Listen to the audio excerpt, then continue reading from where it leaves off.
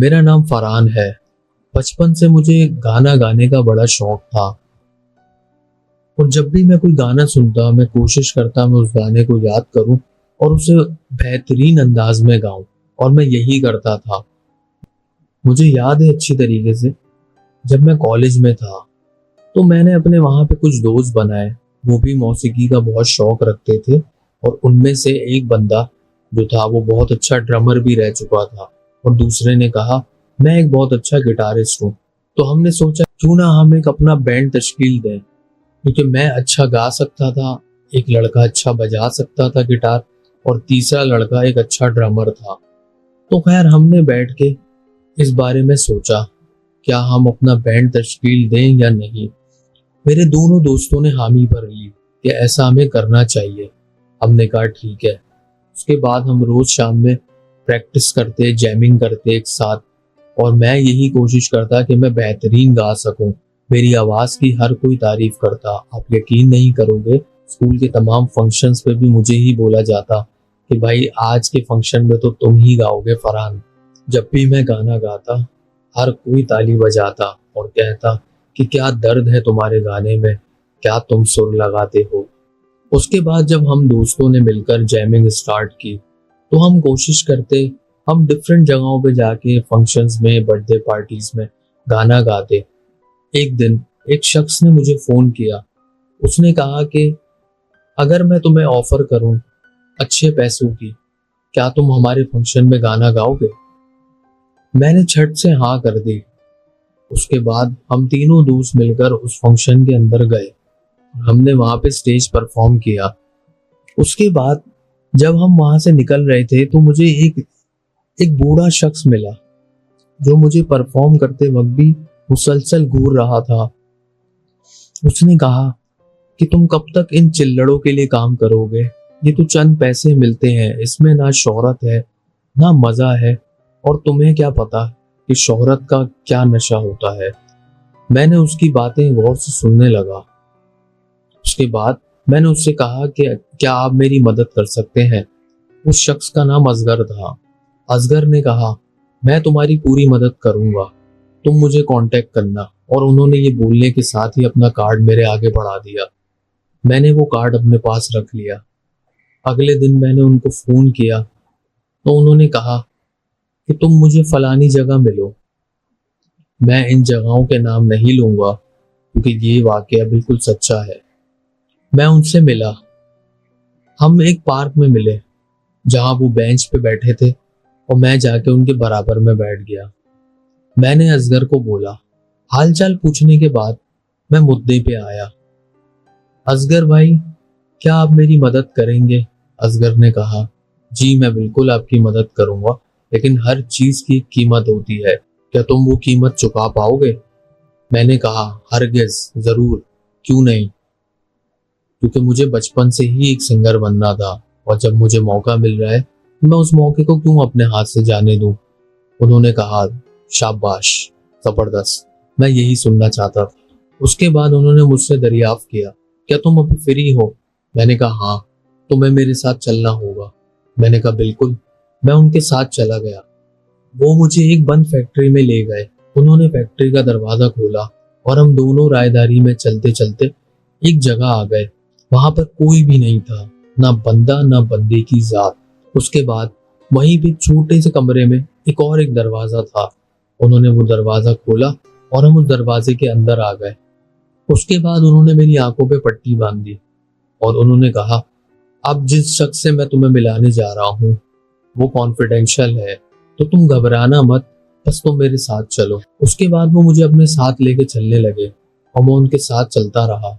उन्होंने मेरा हाथ पकड़ा हुआ था और फिर जाके वो रायदारी ऐसा लगा एक ऐसी जगह खुली जहाँ पे बहुत सारे लोग हैं जो मिनमिना रहे हैं, जिनकी आवाज मुझे बकायदा सुनाई दे रही थी कि वो आपस में चीमगुइयां कर रहे हैं या सरगोशियां कर रहे थे। उसके बाद उन्होंने मेरी आंखों से पट्टी हटा दी। वहां गुप्त अंधेरा था। फिर अचानक उसमें से एक शख्स बोला जो गालिबन उनका लीडर लग रहा था कि क्या तुम इसकी कीमत चुकाओगे? मैंने फौरन सवाल दाग दिया तुम कौन हो? उसने कहा मेरा नाम जान है, मुझे जिन या जान बुला सकते हो। मैंने कहा ये कैसा नाम है, ये तो मैंने पहली दफा सुना है। उसने कहा नाम में क्या रखा है, तुम काम की बात क्यों नहीं करते। मैं भी मुद्दे पे आ गया। मैंने कहा जी जरूर। चांद ने मुझसे पूछा कि तुम मुझसे क्या चाहते हो। मैंने कहा कि मुझे मशहूर होना है, मुझे नंबर 1 बनना है। मैं कैसे बनूंगा नंबर 1।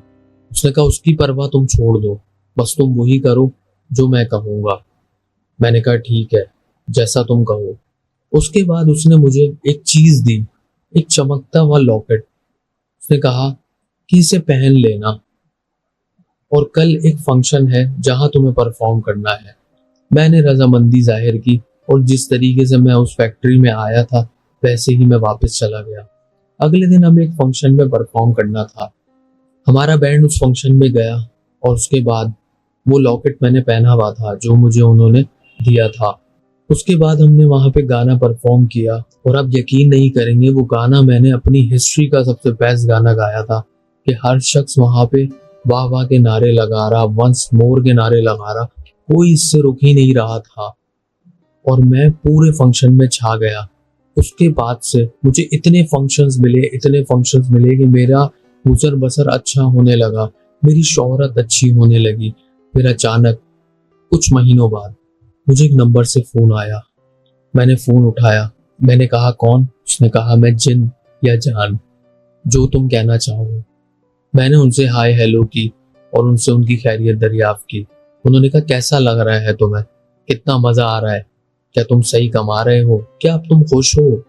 मैंने छट से कहा कि मैं बहुत खुश हूँ और मैं तो आपसे मिलना चाहता था, ये सब कुछ आपकी बदौलत हुआ है। उन्होंने कहा फिर ठीक है, आज शाम तुम मेरे पास उसी जगह आ जाना और याद रखो असगर को साथ लाना। मैंने कहा ठीक है। मैं असगर के साथ अगली शाम उनके पास चला गया। उन्होंने वहां मेरा वैसे ही इस्तकबाल किया एक अंधेरे में जैसे पहले किया था। बस एक चीज की कमी थी जो पहले नहीं थी।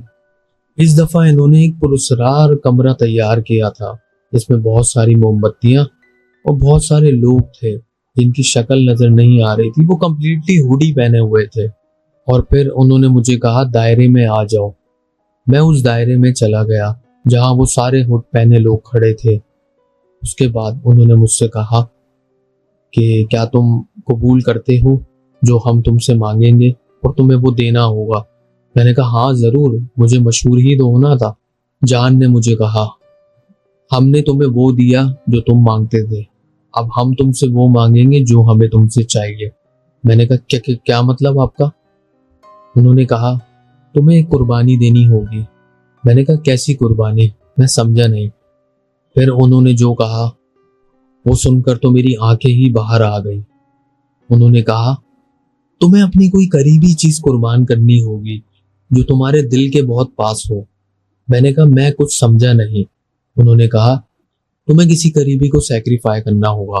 मैंने कहा क्या सेक्रीफाई। उन्होंने कहा जी हाँ, क्योंकि हर चीज की एक कीमत होती है और वो कीमत तुम्हें चुकानी होगी। और एक बात याद रखना, इस कमरे में की भी हर बात वो इतनी खुफिया होनी चाहिए कि वो तुम खुद से भी वो इजहार नहीं करोगे अकेले बैठ के कि तुमने यहाँ पे क्या सुना और क्या कहा। ये सुनने के बाद मैं बहुत परेशान हो गया और मैंने ये सोचा कि मैं अब क्या करूंगा। ये सुनने के बाद मैं बहुत परेशान था। इत्तेफाक से मेरे पास एक कुत्ता था जो मेरा पेट था, उसको मैं विलियम बुलाया करता था। मैं बहुत सोचता रहा कि मैं ऐसा क्या कुर्बान करूं। फिर मैंने सोचा मैं अपने विलियम कुत्ते को ही कुर्बान कर देता हूं। तो मैंने उसको खाने में जहर दिया और रोते रोते जाके उसके सामने रख दिया। मेरा कुत्ता इतना वफादार था और मैं उससे बहुत मोहब्बत करता था, लेकिन मैंने उसको बलि चढ़ा दिया सिर्फ अपनी कुछ फेम के लिए और कुछ शोहरत के लिए। फिर उसके बाद मुझे फंक्शंस पे फंक्शंस मिलते रहे, मेरा इतना नाम बन चुका, जहां मैं रहता हूँ हर बंदा मुझे जानता है। लेकिन एक बात याद रखें, ये मेरा असली नाम नहीं है। ये कहानी बिल्कुल सच्ची है और ये बिल्कुल सच्चा वाकया है। हमारे डिस्ट्रिक्ट में एक बहुत बड़ा शो हुआ जो हमारे मुल्क के सुपरस्टार्स को हायर कर रहा था। जैसे कि आपने टैलेंट शोज के बारे में सुना होगा कि हर मुल्क में उनका एक अपना टैलेंट शो होता है जहाँ के वो टैलेंटेड लोगों को सिलेक्ट करते हैं अपने फाइनल्स के लिए और उसके बाद वो सुपरस्टार बन जाते हैं। और आप यकीन नहीं करेंगे, उस शो में मैंने ऑडिशन दिया और मेरी सिलेक्शन भी हो गई और मैंने वहां पे ऐसा जबरदस्त परफॉर्म किया कि 3 महीने का वो शो था और तीनों महीनों के तमाम पार्टिसिपेंट को मैंने हराने के बाद वहां पे फर्स्ट पोजीशन हासिल की। उसके बाद मुझे बड़े बड़े गाने मिलने लगे। मैंने हॉलीवुड बॉलीवुड के तमाम गाने गाए और मेरा इतना नाम हो चुका था। फिर उसके बाद मैं उस जिन से फिर से मिला जिस जो अपने आप को कहता था मेरा नाम जिन या जान है, तुम मुझे इनमें से कुछ भी बुला सकते हो। मैं उस जिन से मिला। उस जिन ने मुझे कहा, ये तो तुमने एक बलि दी थी, अब तुम्हें एक और बलि देनी है। बड़े काम के लिए बड़ी कुर्बानी देनी होती है। मैंने कहा, अब कैसी कुर्बानी मैं तुम्हें देने वाला हूँ? उसने कहा, तुम्हें अपनी एक और सबसे करीबी चीज कुर्बान करनी होगी। मैंने उससे कहा, मैं ऐसा क्या कुर्बान कर सकता हूँ? तो उसने कहा, अपनी फैमिली में से किसी एक अजीज को तुम्हें कुर्बान करना होगा।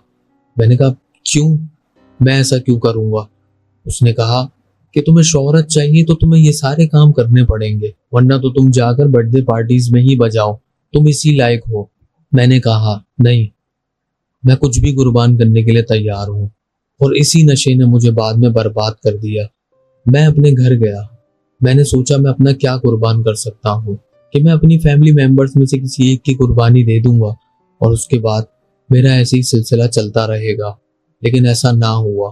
उसी रात मेरा दोस्त पीकर घर आया, जो बहुत पिया हुआ था, और इत्तेफाक से ये मेरे अपने बैंड का ही मेंबर था। वो बहकी बहकी सी बातें करने लगा। मैं उसको समझाता रहा कि तुम सो जाओ, तुम्हारा दिमाग ठीक नहीं है। इधर उधर गिरने लगता और उल्टी सीधी बातें करने लगता, जैसे दो दोस्त मजाक में आपस में बात करते हैं। उसको संभालते संभालते कहीं अचानक बोलने लगा कि मुझे भागने का दिल चाह रहा है।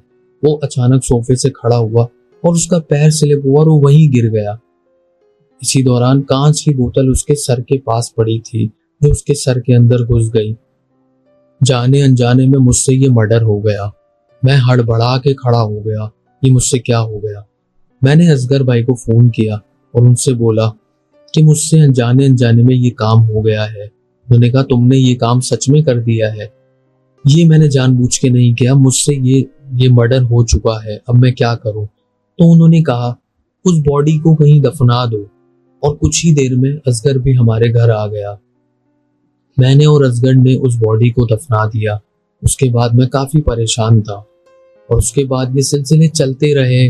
मुझे कुर्बानियां देनी पड़ी, मैं देता रहा और मैं इसी तरीके से शोहरत पाता रहा। एक रात मुझे जिन ने खुद कांटेक्ट किया और मैंने उससे बोला कि आप मुझे बताओ मैं आपकी क्या सेवा कर सकता हूँ। उसके बाद उन्होंने मुझे एक पार्टी में इनवाइट किया और कहा कि इस पार्टी में एक चीज का ख्याल रखना कि यहाँ पे आने के बाद आपने अपनी शक्ल नहीं दिखानी है। मैंने कहा, ठीक है।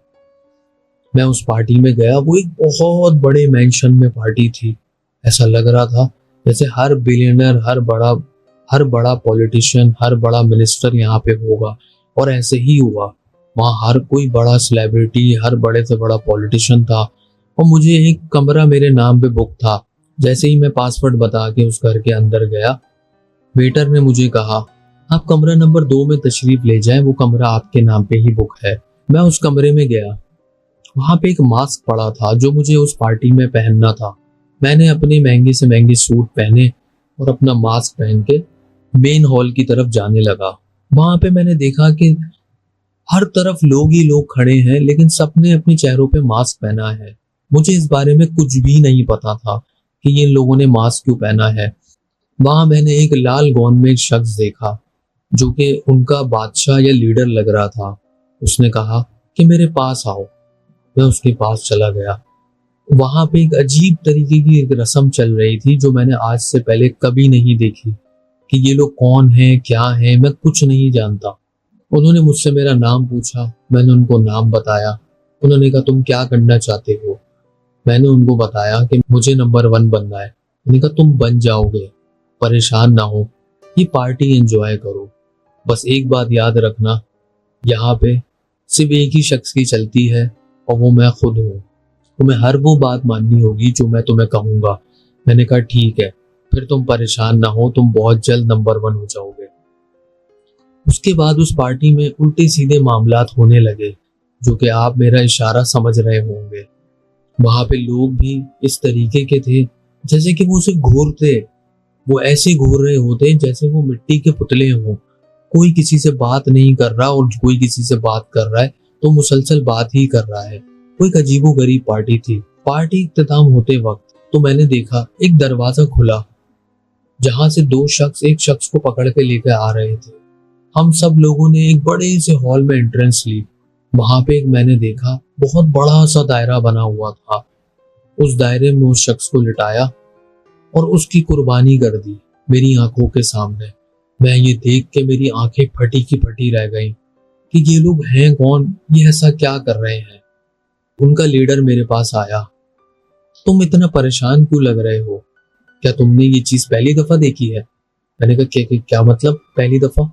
क्या तुमने यहाँ तक पहुंचने के लिए कुर्बानियां नहीं दी थी? मैंने कहा हाँ, मैंने कुर्बानी दी है, लेकिन मैं ये काम और नहीं कर सकता।